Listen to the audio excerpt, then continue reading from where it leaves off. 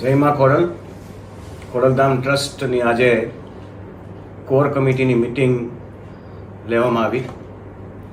ચાલતા પ્રોજેક્ટોની સમીક્ષા થઈ અને આવતા સમયમાં આવતા પ્રકલ્પોની પણ ચર્ચા થઈ.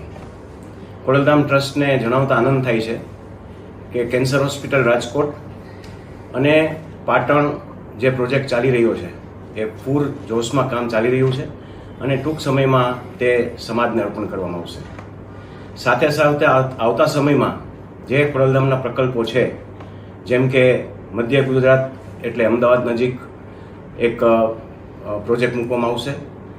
સાથે સાથે દક્ષિણ ગુજરાત સુરત નજીક પણ ટૂંક સમયમાં એક ખૂબ મોટો પ્રોજેક્ટ મંદિર સાથે મૂકવામાં આવશે અને સ્ટેચ્યુ ઓફ યુનિટીમાં ટૂંક સમયમાં ત્યાં ભવનનું નિર્માણ કરવામાં આવશે.